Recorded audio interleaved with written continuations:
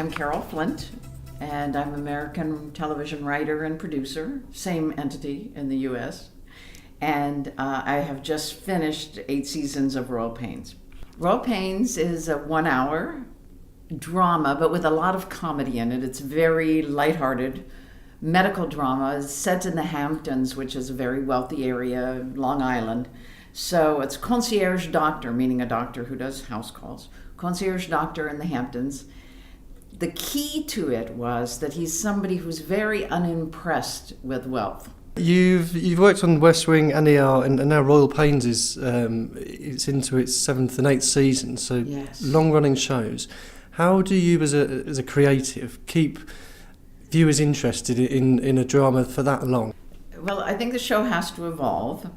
And the good thing about being a writer, the writing staff of Royal Pains was very stable. Most of the writers were on from beginning to end for the entire 8 years, which is kind of unique, although maybe getting less unique. I think people are tending to settle into a job more than they did previously, although that might be more about me than about the industry as a whole.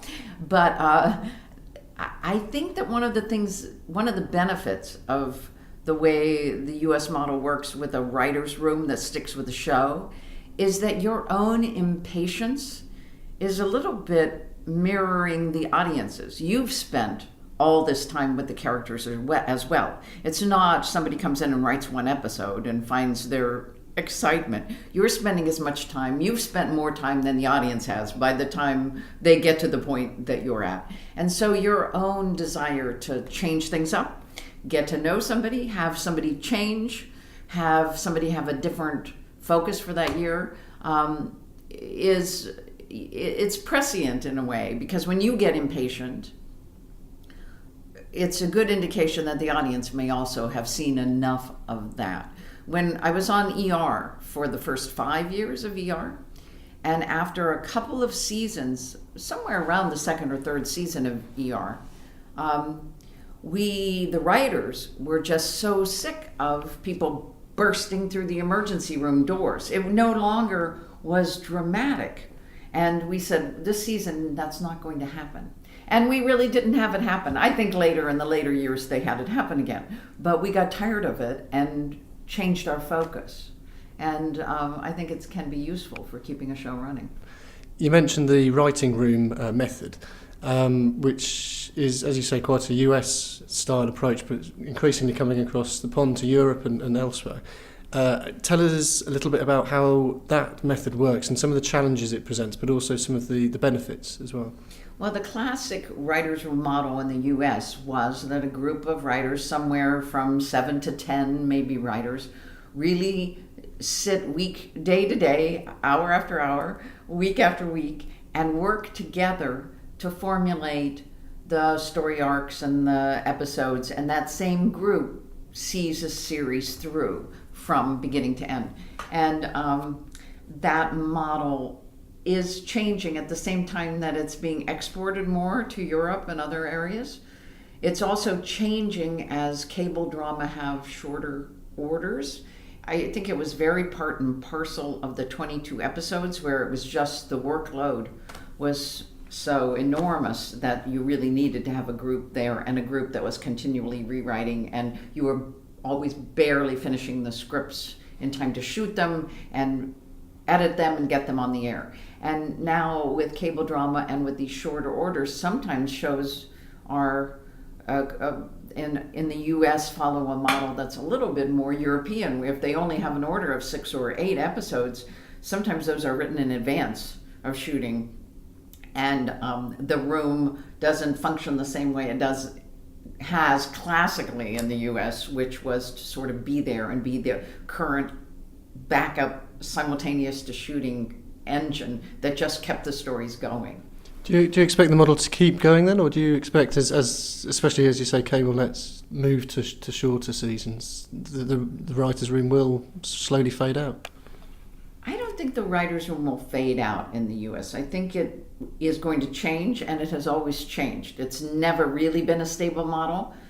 there have always been procedural shows that were very procedural, like the Law and Order model that was early on, or the CSI is a little bit less so maybe. But those kind of shows, a lot of those shows never really had writers' rooms. They would have a group of writers, and they would all be in the same floor of a building together, or in the studio in the same building, and be coming in and out of each other's offices and having lunch with each other. But they weren't necessarily sitting in a room breaking procedural drama of every clue in how they found the murderer.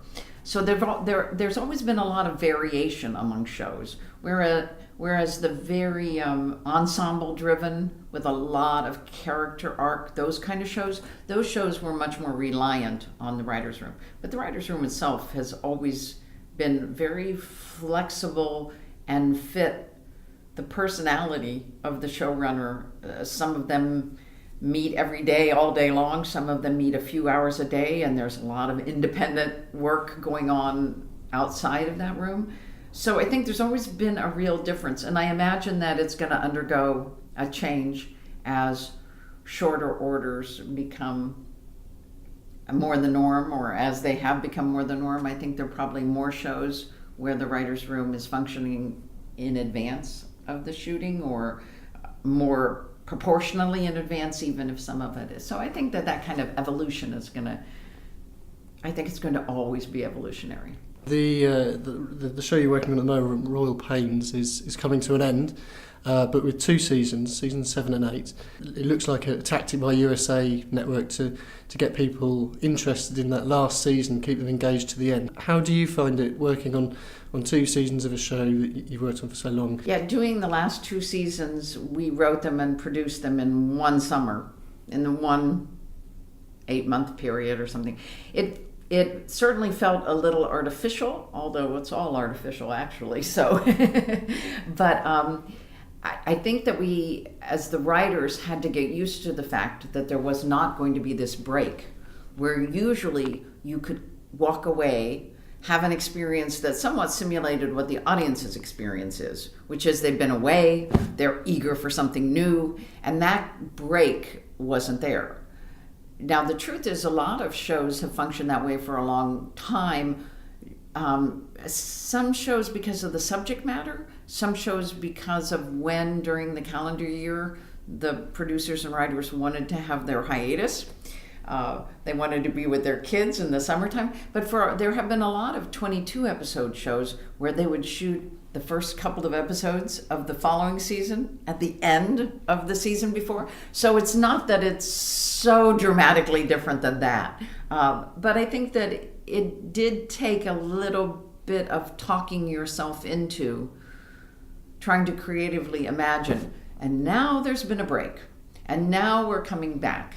And having to reintroduce some themes to remember that, wait, that was not last week, that was a whole year ago. And so, yeah, it took a little bit of doing to split the seasons that way.